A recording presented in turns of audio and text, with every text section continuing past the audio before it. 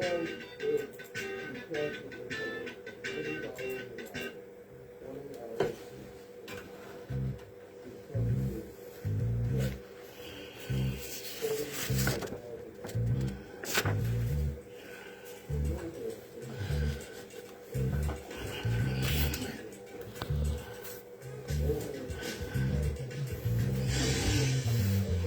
morning, good morning.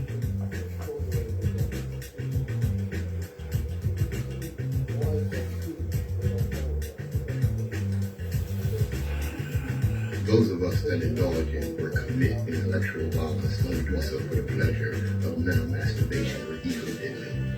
We do so because the chains of oppression on people's minds are deep and difficult to remove.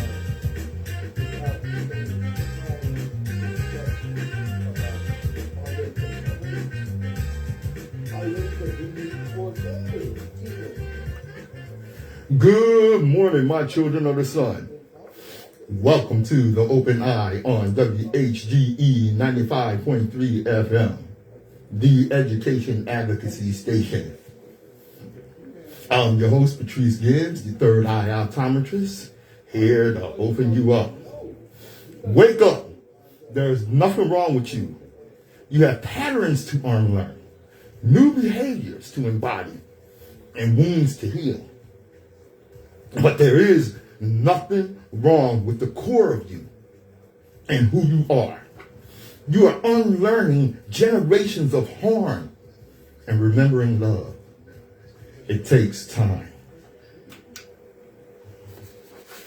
Welcome to the Open Eye. Oh, we got a lot to cover today. First of all, let me tell you, I will be solo today. My co-host and intellectual surgeon, Nsoromma, is under the weather. I know you out there listening, Nsoromma. Big ups, brother. Hey, good morning, Bessie. I see you on there. Last word, welcome to the show. You know what? When you're dead, and I know Brother Vaughn will agree with this if he's listening in, you don't know you're dead. The pain is felt by others.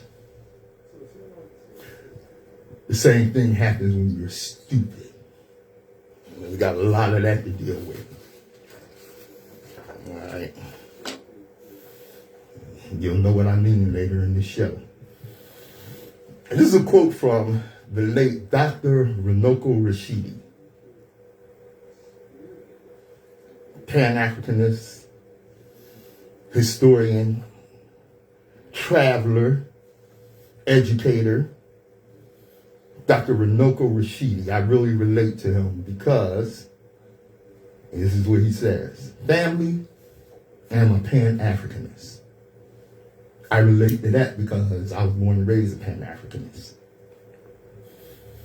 He says he has been all his adult life. I have been all my life. I follow the teachings of such men as Marcus and Amy Jacques Garvey, Kwame Nkrumah, Patrice Lumumba, my namesake, Cenk Anta Diop, Kwame Ture, Stokely Carmichael, some of you know, Malcolm X, Stephen Biko, Thomas Sankara, Walter Rodney, Abdias do Nascimento, Peter Tosh, and, of course, the great Dr. John Henrik Clarke. Pan-Africanism means different things to different people. For some, it implies the unification of Africa. But for me, it is more than that. Pan-Africanism is the global unity of the black people of the world with Africa as the base. Call me a dreamer if you like. All great men and women are dreamers. So I dream and work for the global unity of all of our people with Africa as the base and all of the power that goes with it. It may take many generations to achieve, but this is the goal that we seek. Indeed, the harder and longer the struggle, the sweeter the victory. This does not mean that we ignore the plight of Africans in America or any other one place, but that is only one phase and not the totality of the struggle. I am Pan-Africanist, Ashe, Dr. Renoka Rashidi, wonderful ancestor. Yaga! That's where Brother Nsoromma, see you in there. That's where. All right. Like I said, when you're dead, it's the same as being stupid. You don't know you're stupid. You're not feeling bright today? That's all right. That's all right. Smile and remember, there are grown adults who actually believe that 2 penguins walked all the way to hell from Antarctica to the Middle East to get aboard an ark built by a 500-year-old man. It's people that actually believe that. You coming off on my religion. Let me tell you something. Islam and Christianity did not become major religions by the quality of its truths, but by the quantity of its bounds. I know some of y'all didn't like that, but let me tell you something. Your religious beliefs are not sacred or immune to criticism.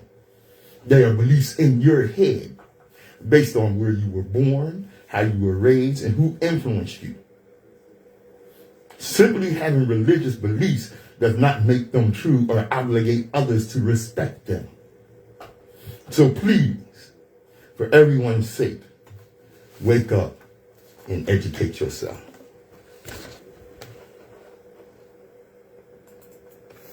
This is The Open Eye. I'm Patrice Gibbs.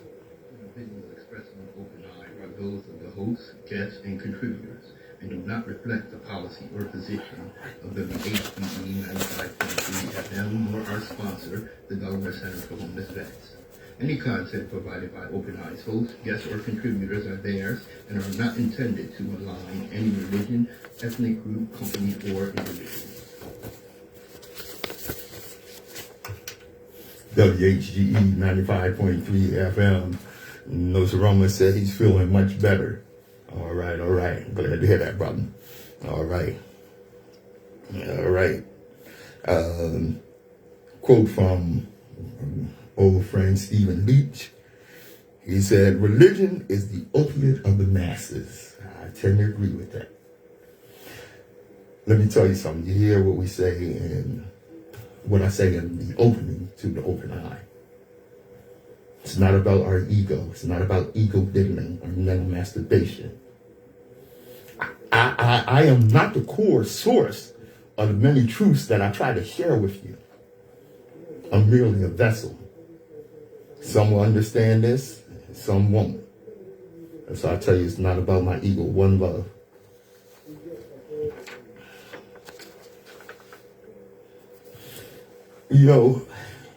We often talk about our history. And I think it's very important that you study our history. Why is it so important to study our history? Okay. What's the brother's name? He was on the Hidden Colors series. Brilliant scholar. I can't think of his name, but at any rate, I got this from this brother. You may know him, and you may know where I'm coming from when I quote him on this.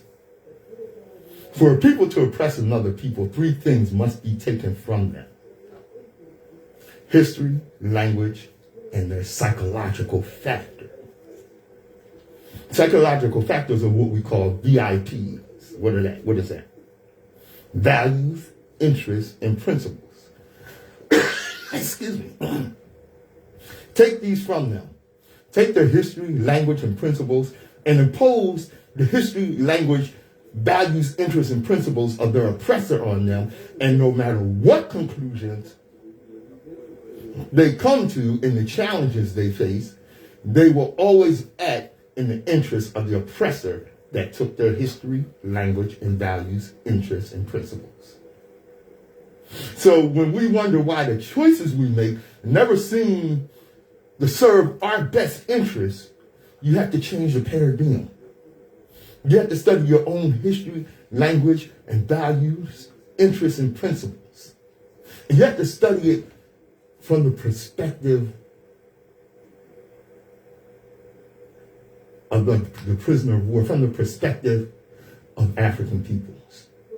See, most of our history is taught to us and given to us from the perspective of our oppressor.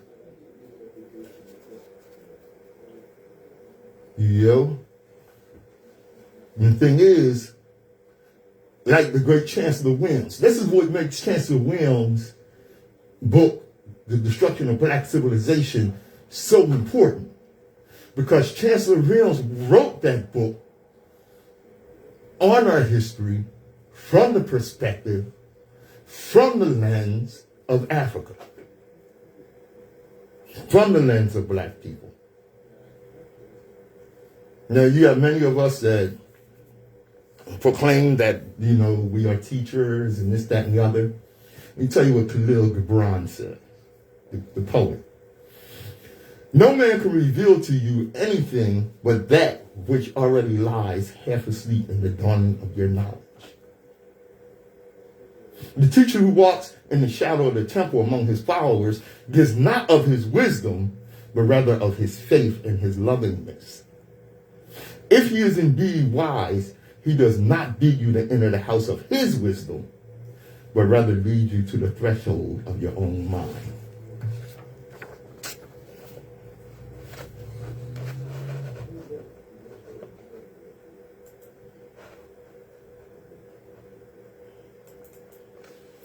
This is the open eye.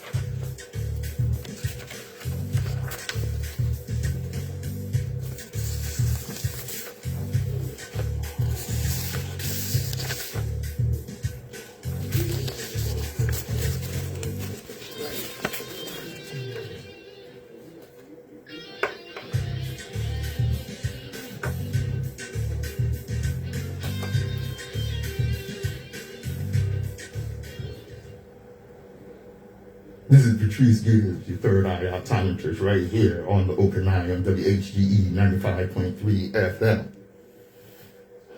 Sir. Hotep Jardea. Peace, brother. Okay. Cultural self-knowledge restoration work is not a popularity contest. And the power to define will attempt to distort, demean, and undermine. Manifest ourselves and be about self-determination, self-definition, self-validation, self-commitment, self-agency, and self-initiative. Free your mind and use it to self-educate and persistently learn, unlearn, and relearn. Learn, unlearn, and relearn our story so we can embrace, apply, embody, and continue the absolute very best of our global history, heritage, African culture, consciousness, traditions, values, people, achievements, and aspirations as a purposeful way of life. In the crippling, widespread generational cycle of historical amnesia, cultural alienation, fractured identity, shattered consciousness, self-erasure, self-defamation, self-blight, disorientation, anti-Africanism, apathy, delusional fantasy. Stop faking our history. Our history is glorious enough that we do not have to make anything up. Disorganization, escapism, spookism, and mindless parroting and imitating of others. Persistently do something positive, beneficial, tangible, and culturally affirming, and reoccurring in our community as a vibrant, collective, necessary, urgent prioritized, productive, and self-empowered way of life. We are our own cultural liberators. Only we can do it. We are our own ambassadors and advocates. Unity is our aim. That will bring us the victory that we seek. All right? And think about this. If you never heard of Juneteenth or the Tulsa Race Massacre until recently, what else have you never heard of? What weren't you taught about in school? The Tuskegee experiment? The Red Summer of 1919? You know about that? Do you know what drapetomania is? You know about the Three-Fifths Compromise? The one-drop rule? Slave codes? Anti-literacy laws? How much about race, racism, slavery, and the building of America do you not know? I mentioned drapetomania. You know what drapetomania is? Drapetomania was in 1851. Oh, I think it was physician Andrew Clark was the one that came up with this term. Drapetomania was declared a mental illness that slaves suffered because they want to be free. They want to leave the plantation. They declared that a mental illness among slaves. This is how sick these people are. There's a lot of damn nerve. I'm gonna come back in a second, give you a little music here. All right, let's see. All right. I'm gonna talk about this. All right. WHGE 95.3 FM.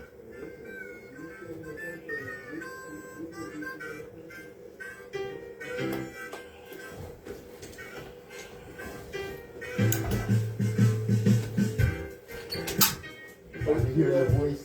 My listeners can hear your voice. Okay, all right. Okay.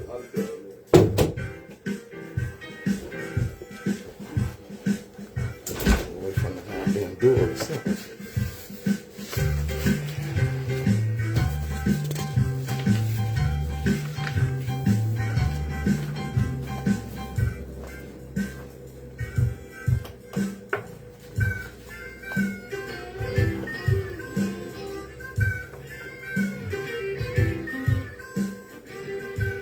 Studio time blues. Yeah. Okay. Like I said, this ideal that slaves suffer from mental illness is crazy. Slaves suffered from mental illness because they wanted to be free. But you gotta be a real sick son of a bitch to come up with some crap like that. Jeez Louise. And here in modern day America, I advise you to know the nut jobs that are out there. I've talked about this before. Ever heard of QAnon? Okay. Rather than admit that Trump is insane, the people of who follow this QAnon thing, these people believe his rants are a secret code. Okay? Which they alone can decipher. So far, they haven't been able to make any actual sense of Trump's nuttiness, but they'll keep trying. The Proud Boys, another one. This is the military wing of the KKK, white supremacists with a bad case of testosterone poisoning. They hope to start a race war, which they insist on calling Boogaloo. For some obscure reason, who knows? Then you have the flat earthers. These people hate every scientific discovery made since the Middle Ages. They spend a great deal of time and money trying to disprove obvious facts. They are still searching for that crystal dome that covers the earth. Now, flat earthers are not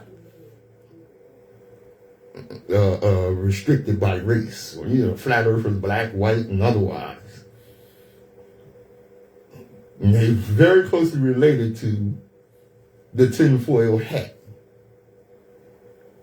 Okay, these people, the tinfoil hat, believe that the alien lizard people are using the Illuminati to secretly run everything. They're certain that they are trying to control their brainwaves because they know too much. These are the craziest of the nut job groups. And you had the Gravy Seals. Notice I didn't say, I know you didn't mishear me. I did not say the Navy SEALs. I said the Gravy Seals, who are too fat and out of shape to actually join the military. These guys love wearing military gear, even if it's hard to find body armor in their damn size.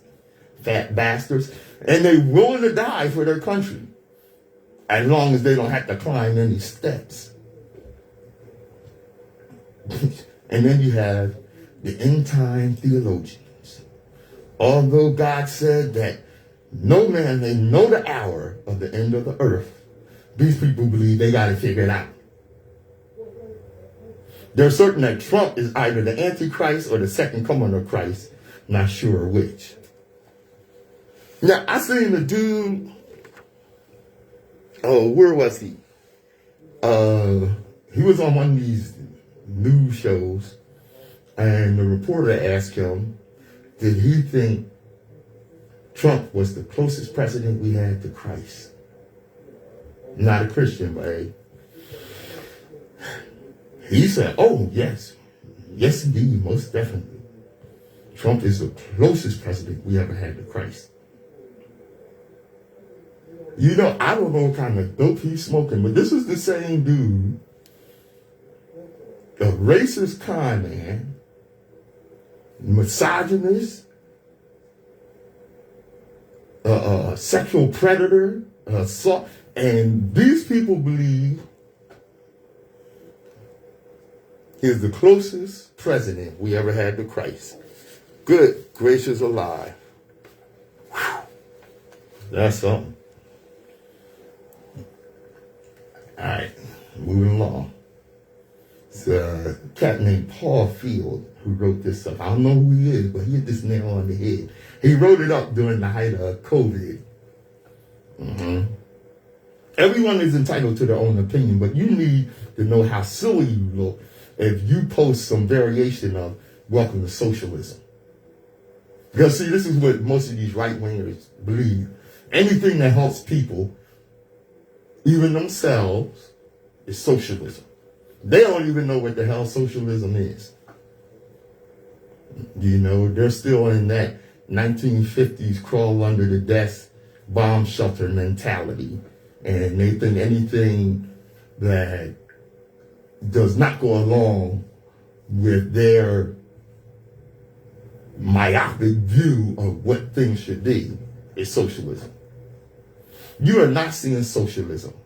What you are seeing is one of the wealthiest, geographically advantaged, productive capitalist societies in the world flounder and flail at its most basic test, taking care of its people.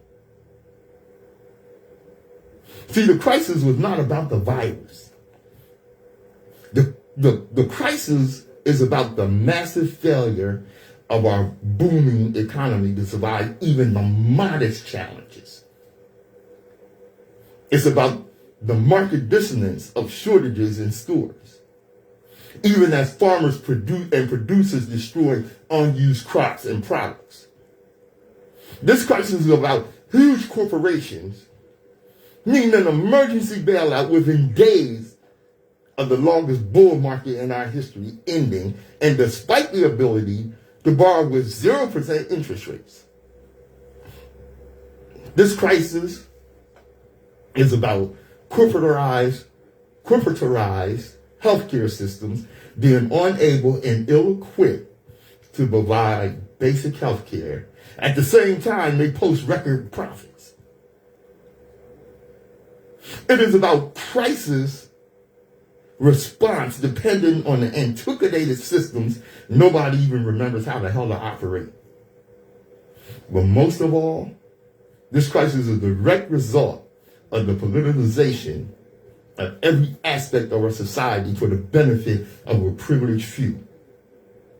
The vilification of education, science, media, natural rights, rural lifestyles, urban lifestyles, charity, compassion, and virtually everything else for brief political gain has gutted our society. And that's a fact. And like I say, this cat hit that nail right on the head. Right on the head. This is the Open Eye. WHGE 95.3 FM.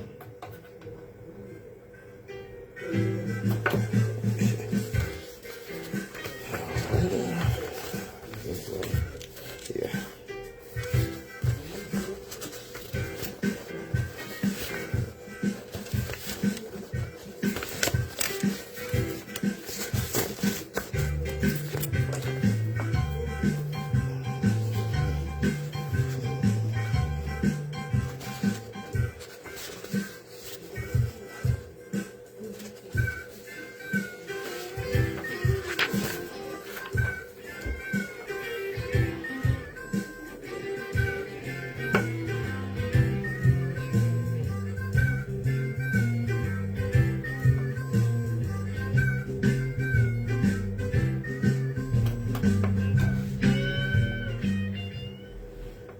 If you're an open eye listener, you're well aware that I am, great granddad, grandma, mom, so it's fourth generation.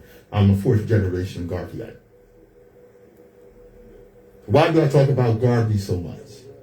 Because, as one brother said, Garvey was the coldest that ever did it. He was the model for everyone that fought in the struggle after him. I mentioned the fight between he and W.E.B. Du Bois last week and how Du Bois was actually instrumental in taking him down. In later years, W.E.B. Du Bois declared Marcus Garvey's way was the way to go. Just to give you an idea, okay, Marcus Garvey had the largest organization in support of our struggle ever. He united 6 million black people between 1916 and 1926, and we didn't have social media. He built huge black businesses. He had a fleet of ships in 1920. He employed over 1,000 black people in New York City alone. And he created the red, black, and green flag that represents us to this day. And many African nations incorporate the red, black, and green in their flags.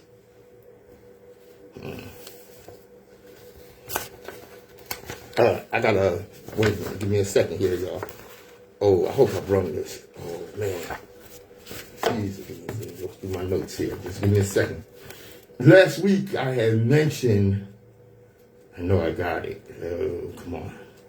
I had mentioned that we had no economic base as black people. We have no economic foundation. And I didn't bring the thing about that I put together about that. But at any rate, we don't. Yes, we have black businesses throughout the country, but we don't have any black businesses that are a unifying force throughout our community, throughout the black community. We did during segregation. There were many businesses that unified us. We had transportation businesses, buses, that even whites rode. Okay, and these connected us throughout the country. There was the Negro Baseball League with teams all over the country. Multi-million-dollar business that was nationwide. There were other things that we were involved in because we were denied access to the mainstream. We built our own economy. But as soon as doors were open, we were given access to the mainstream economy, we abandoned our own businesses and institutions because we had access to the mainstream economy. Okay, now, oh boy. The thing about that is, this was perpetrated by the integrationists. Okay? Wait a minute, I got something on that too. Because the integrationists have confused quality with whiteness. That's what they did. The same thing with education. They confuse quality with whiteness. And oh man, wait a minute. Give me a second, y'all. Oh, there it is. This is what I quoted last week. The black economy doesn't exist because there's no black infrastructure to circulate the black dollar in order for it to be reinvested. Since there is no black economy, there is no lobbyists and advocacy to push for any type of legislation that benefits the black demographic. We are no community. We are just a demographic of people. As previously stated, the black dollar only lasts 6 hours in the black community. Hence why it is cheaper to gentrify than invest. The government is going to continue to gaslight and make false promises because we don't have the lobbying or the advocacy on Capitol Hill that will push for legislation on behalf of black people. We make up less than 13% of the population with $3 trillion spending power, but have no economy to back it. Biden is not going to make do on his promises. He's going to say he is, but he won't. And he's probably going to get reelected because the perpetual hamster wheel will continue to spin. It's never going to change because we don't make it change. And that was from Bohemian Diva, 99. Dr. Clark said, until we can make a product to benefit our own people, we should be circumspect in what products we buy from others. And like I said, the integrationists of the civil rights era, the elite colonialists, as Adam Clayton Powell called them, did little more than line their pockets.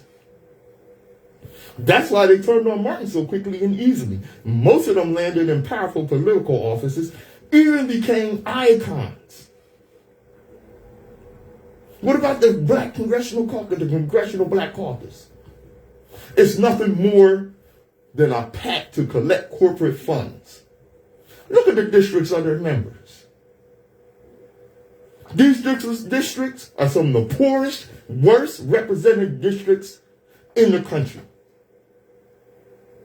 Oh, a lot of people got mad when Trump called out Clyburn about the bad shape his district's in. Damn, I hate to find myself in a place agreeing with Trump. That's awful. But what's worse is for a black representative leader of our people being in a place where he can be correctly criticized by a moron, idiot crook like the Orange Disaster.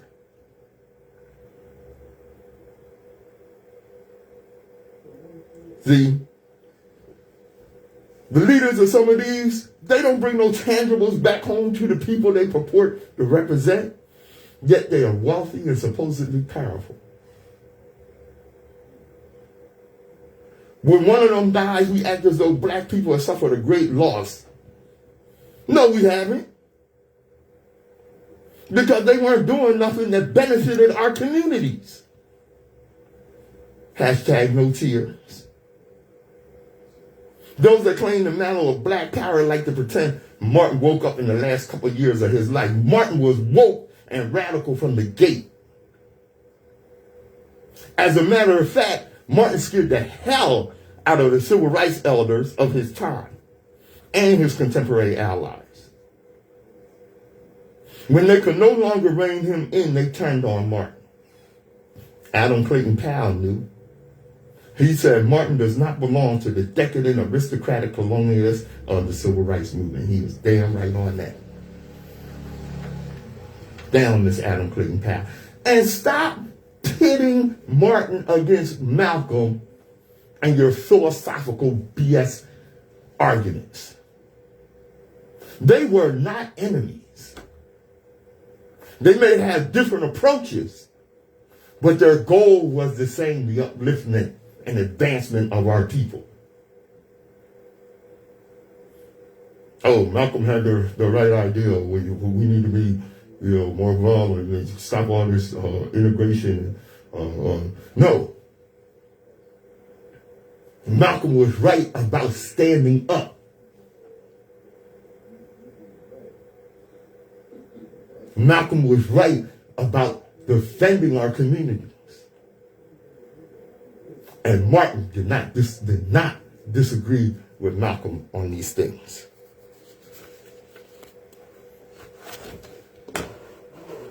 Jeez Louise. This is the Open Eye, WHGE 95.3 FM.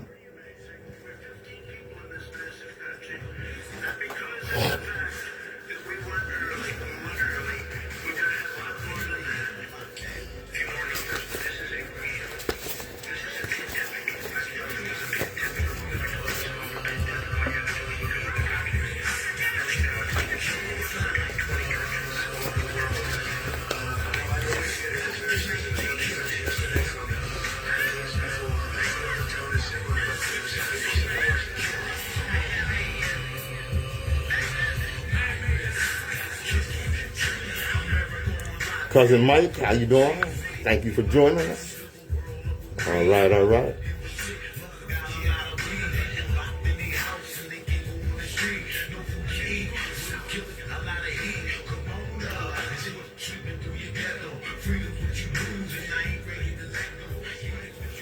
Nsoromma by Nsoromma. Now, I talked about, our lack of an economic foundation. There was a time in the U.S. when black Americans actually did get together, build their own businesses, institutions, and resources. It makes me think of the warning from our elders about black economic success. I got to clean it up on the air here as much as I hate to do so. But there's nothing, this is the warning. There's nothing a white man with a penny hates more than a black man with a nickel. Like I said, we did get together, Africans in America, and build our own businesses, institutions, and had our own resources. We were killed for that.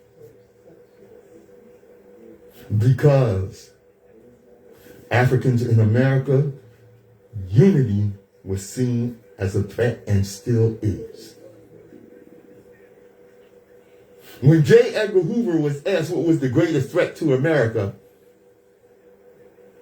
in the early 60s, he said Negro unity. That was not the first time that was expressed or understood by whites. The last thing America wants is an economically independent black America. Research New York City race riots of 1863. The Atlanta race riots in 1906. The Tulsa, Oklahoma massacre of 1921. The Rosewood massacre of 1923. The Washington, D.C. race riots of 1919. The Knoxville, Tennessee race riots of 1919. The East St. Louis massacre of 1917. And don't forget Wilmington, North Carolina in the late 1800s.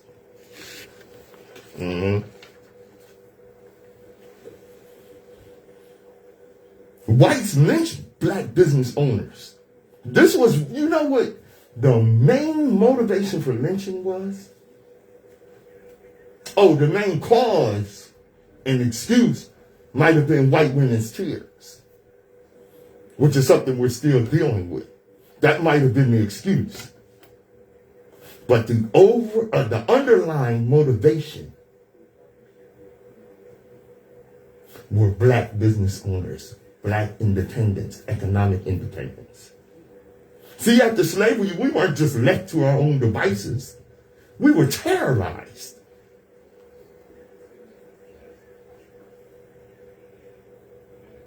And like I said, in Wilmington, North Carolina, Republicans and black people came together to form a fusion government. And white folks were so frightened that they took all the prominent black men in that town, arrested them. The next morning, gave them tickets to leave town.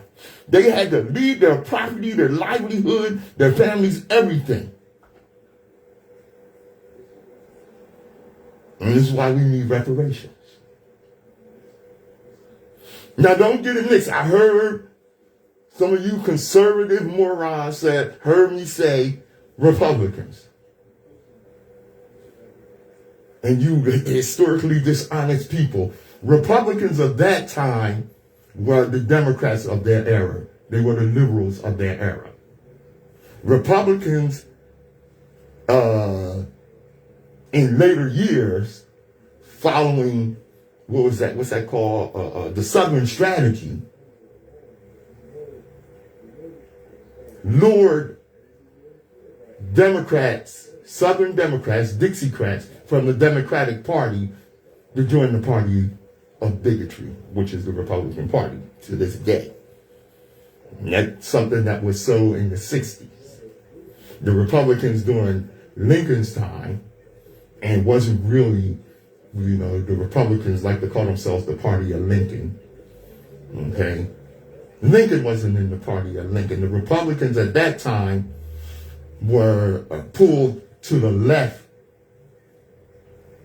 by Thaddeus Stevens, a staunch abolitionist and integrationist,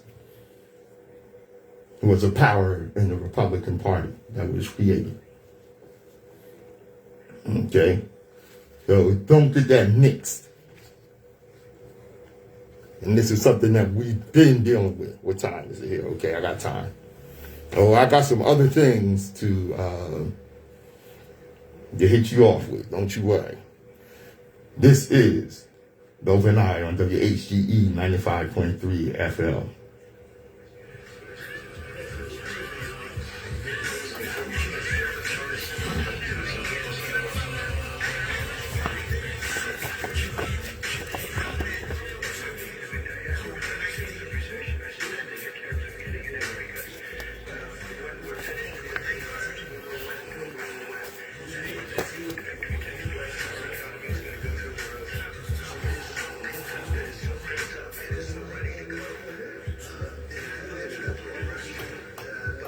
I'm Patrice Gibbs, your third eye optometrist.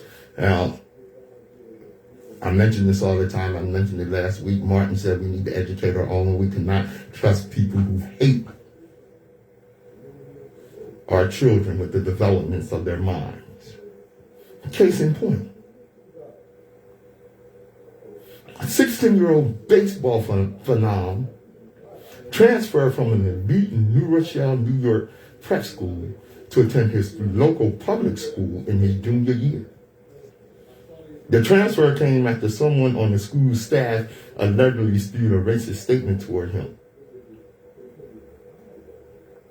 Tony Humphrey was a star on the Iona Preparatory School's baseball team. He was recruited by and has committed to playing for Boston College post-graduation. Humphreys alleges that he signed up for the track team after his season was over and was pulled aside by an assistant athletic director he identified to a local TV news station as Bernard Mahoney, who questioned why he was joining the team. The Portland native describes in detail the interaction that transpired on, Friday, November 19th. He told the news outlet, he comes up to me and asked why I was doing track. The young man shared he wanted to improve his speed, to which the assistant athletics director responded by saying that he gained speed by running from the police. Humphrey said that he believed that statement was racist. You damn right it was. There was no reason for him to say that. He shared that when he went home to talk to his mother about the exchange, and the two immediately decided that he needed to transfer schools. This was a racist comment that's totally unacceptable. Absolutely. He said he decided because his current situation. He said he was already committed. I'm already going to college. I don't feel like I have to stay at a program where they are going to look at me different or feel uncomfortable at a place where I have to go Monday through Friday. Big ups, brother. You should have stood up to that crap. This is the mess we putting up with. Hey.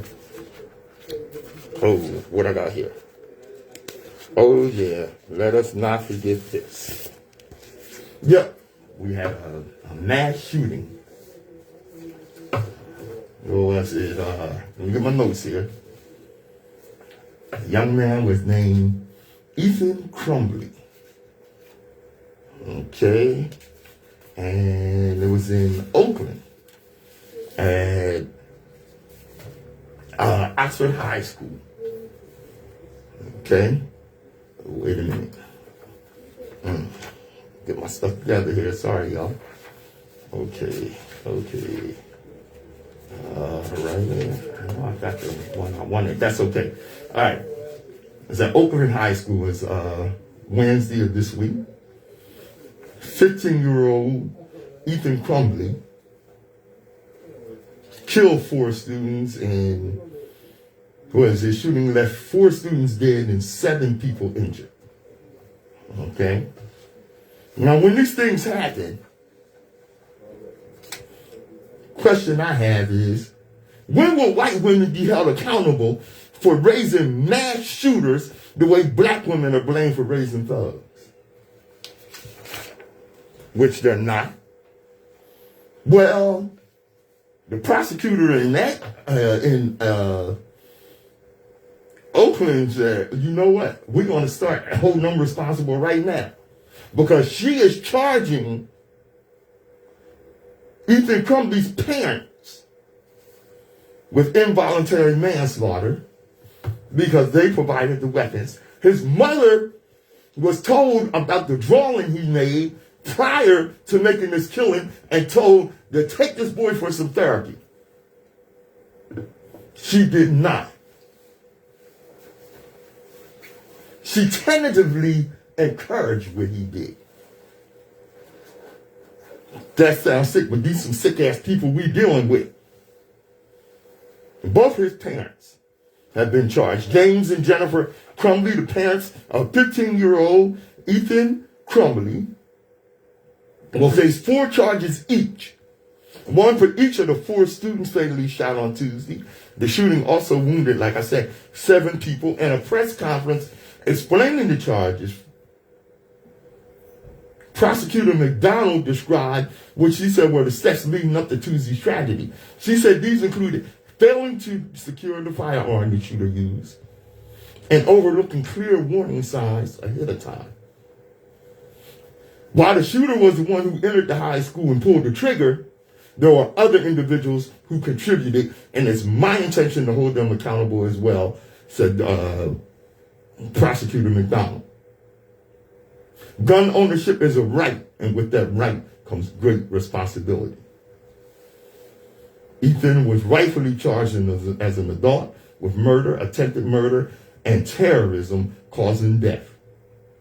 I don't want to hear that crap about he was mentally ill, all sick boy, oh, he was picked on and this, that, and the other. He was a little goddamn terrorist. That's what he was. And yes, his parents should be held accountable. This thing ain't no joke. Just like Rittenhouse's mother should have been held accountable for taking that little terrorist across state lines to kill people. The hell is wrong with y'all? Oh man, you're making everything about race. This is about race. Are you kidding me? The white nationalists militia movement view themselves as a mixture of 19th century Southern Confederates and 1930s Nazi Germany. This movement is populated by unapologetic white men of few words, no feelings, and a psychological crap ton of repressed, indignant anger. They believe they are noble freedom fighters and rugged individualists. Most of them are cowards and punks. They think that their vision of America is the only valid vision for the nation. See, what that aim is to preserve, which never existed, the white way of life. See, they're still caught up in the Leave It to Beaver fantasy with the white picket fence and the all-white suburb.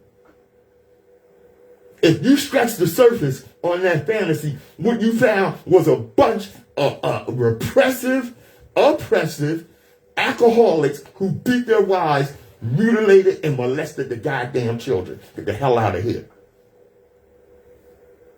See, these angry man boys are having their energy harvested by high-ranking right-wing politicians. See, they're told to be mad. Who to be mad at and who's going to fix it for them. They're taught that everything that they've been wrong could be rectified if they just keep their guns. Their freedom, liberty, and sense of their manhood is derived from their firearms and their indignant anger. A lot of them are sexually repressed, closet homosexuals. They caress their firearms as a protection against social progress because they view that progress as threatening their white way of life. They lack vision and the mental acuity necessary to embrace progressive change. See, these bigots perfectly exemplify the old saying, when all you got is a hammer, every problem looks like a goddamn nail. This is the open eye.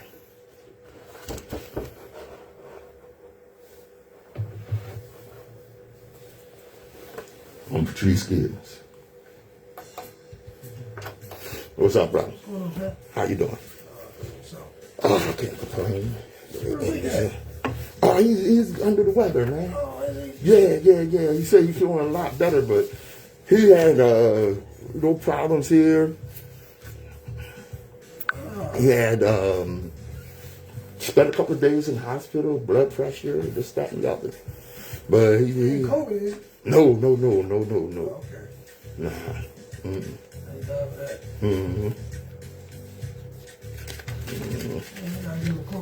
Yes, indeed.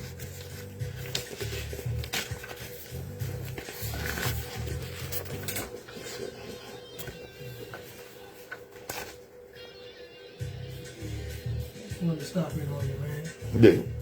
As soon as I get everything I need to get the way I need it, I'll get it rolled up and I'll let you take a look at it. Okay.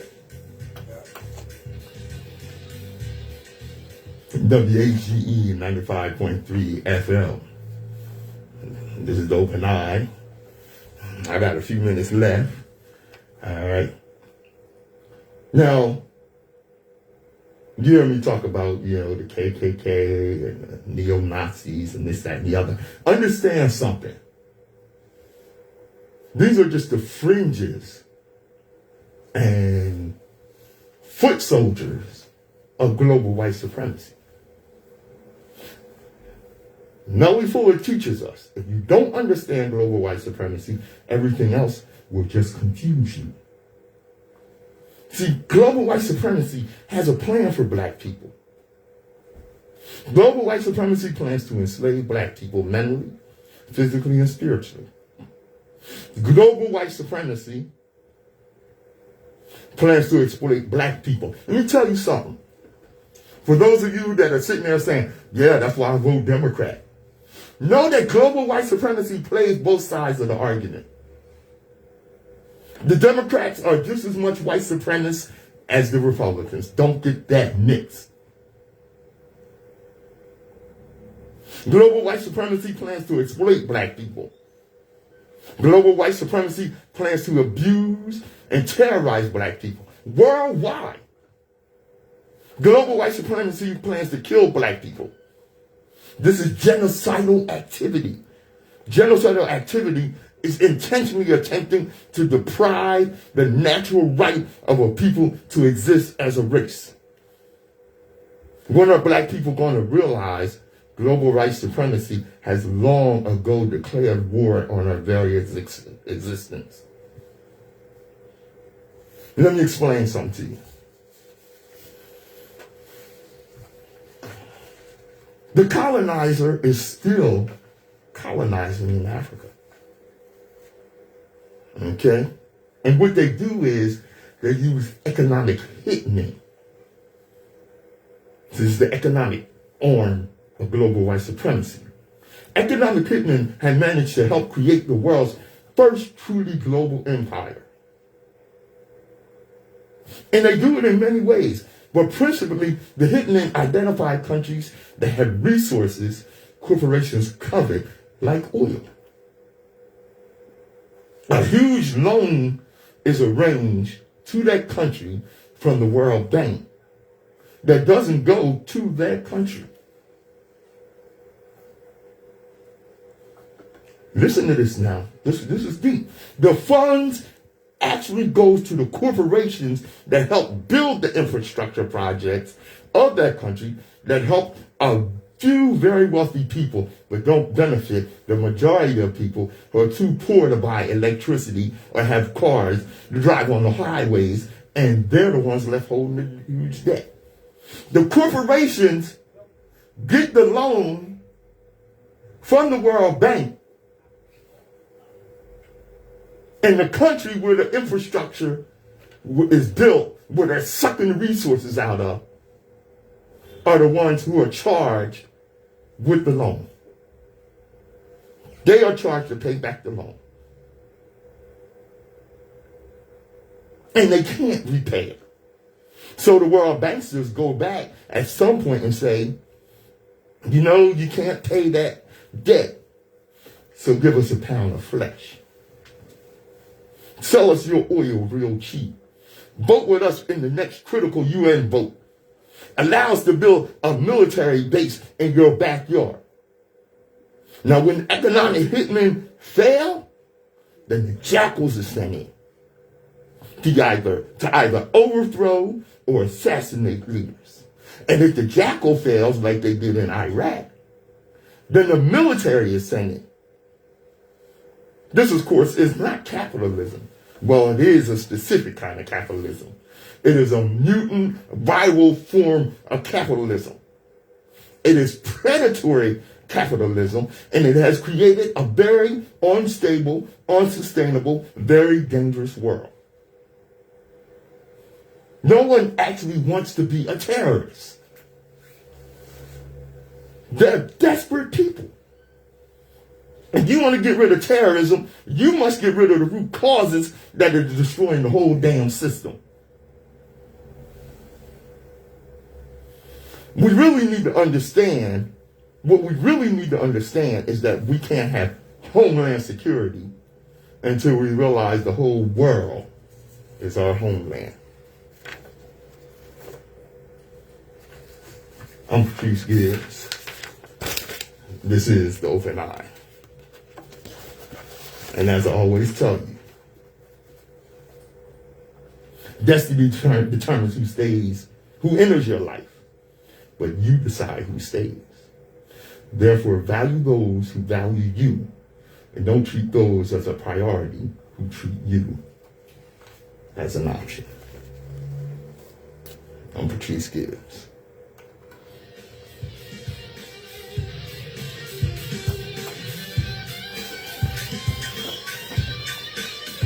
All right. Thanks for joining me. I like to sit on the subject, man. Yep. That's what it is. Thanks for joining me on Facebook Live, y'all. All right. Hey, Shamir, brother, you're going to have to catch the rebroadcast. All right. See you next week.